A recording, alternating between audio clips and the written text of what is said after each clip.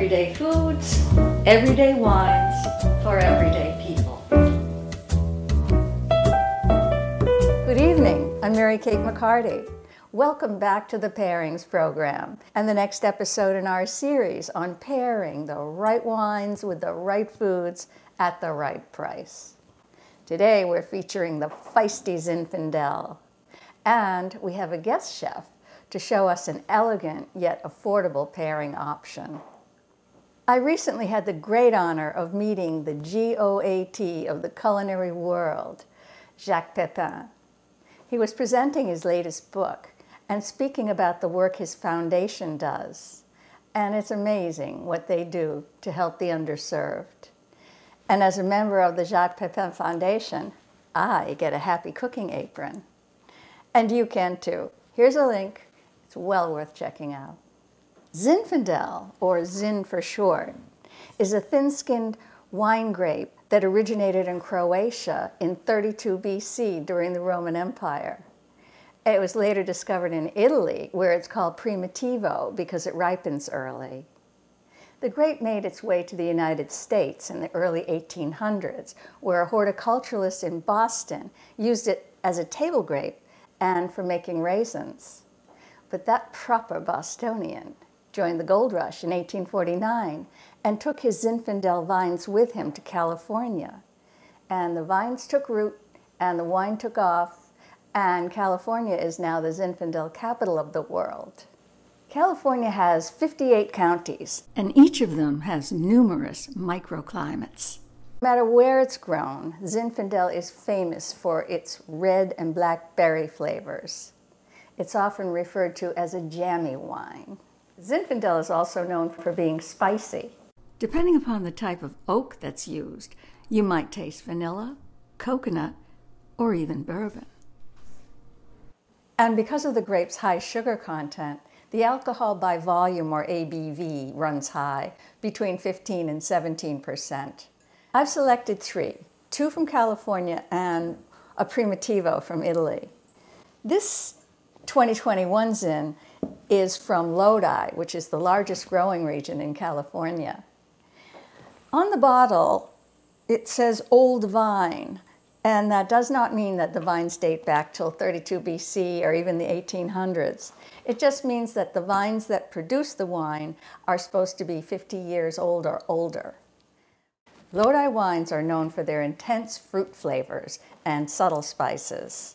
They're also known for being affordable because so much is produced in Lodi. Sonoma Zinfandel is a crowd pleaser. It's often compared to Merlot. Its wines are bold and tend to be bursting with red and black fruits. I found this one strong on blackcurrant. Primitivo is the same grape with a different name as Zinfandel. This one comes from the source in the boot of Italy, Puglia. And since Puglia has a long coastal region, it has several microclimates as well. And finally, the pièce de résistance, an elegant yet affordable recipe for chicken and tomatoes prepared by the legend himself, Jacques Pepin. And notice his apron. I want to show you a very easy way to do chicken breast sauté, like a fast stew if you want, with tomato. I have two chicken breasts here, cut them into like a good 1.5 inch, maybe, pieces like this. All right. Salt, pepper on top. I'm going to put a bit of Tabasco in there, so I won't put too much pepper. And a little bit of warm dry flour here, like a tablespoon or so of it, just to coat it. And you want to do that at the last moment, you know. You can prepare your ingredient, but you don't want to put the flour too early on it. I have a couple of tablespoons of olive oil here.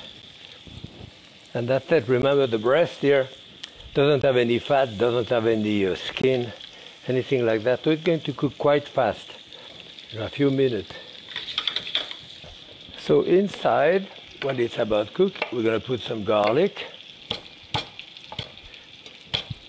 like a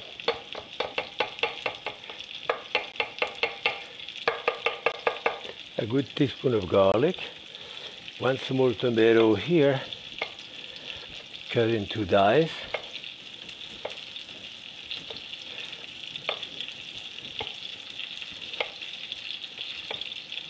Have a little bit of mushroom here. Those are hand of the wood type of mushroom. Any type of mushroom will do, or if you don't have it, it's fine too.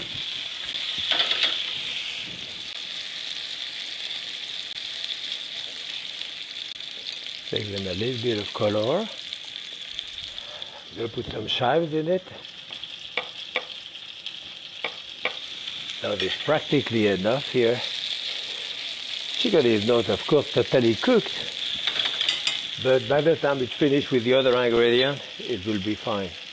So I'll start with the garlic here, my mushroom.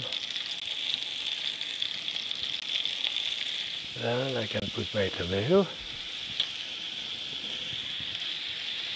a dash of Italian seasoning.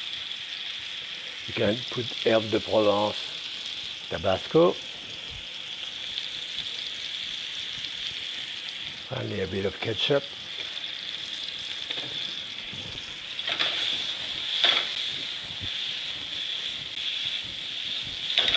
Just enough to coat the chicken, really.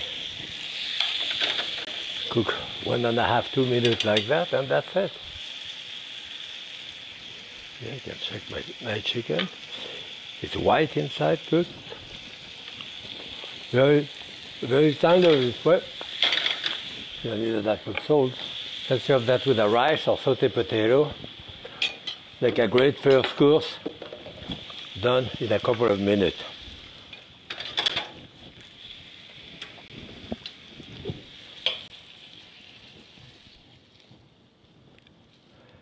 Okay. Okay, chive on top. I love chive. I have a lot of chive in my garden and I use a lot of it. And here it is, chicken breast sauté with tomato and chive. Happy cooking.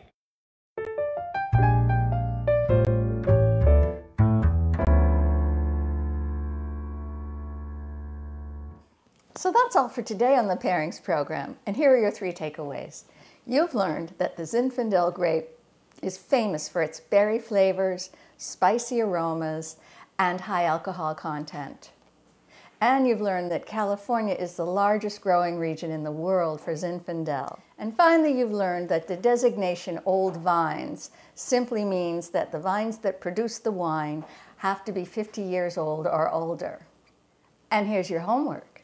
Get to know your wine store's website and search for your Zinfandel by price, stay under $20, and by ratings from well-known experts like Wine Spectator, James Suckling, Wine Enthusiast. I find if it's worth rating, it's worth buying, and you're usually fine with a rating of 88 or above. Then select 3 different Zinfandels and make sure one of them is a Primitivo from Italy. Then go home and sample your choices. Have some friends or family over and compare notes and develop some pairing menus that you think might work.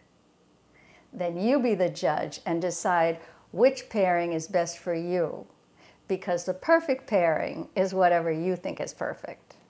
Thank you for joining me, and stay tuned for next time when we sample the elegant nuances of the noble Cabernet Sauvignon. But for now, here's to your health. À votre santé. I'll see you next time. Bye for now.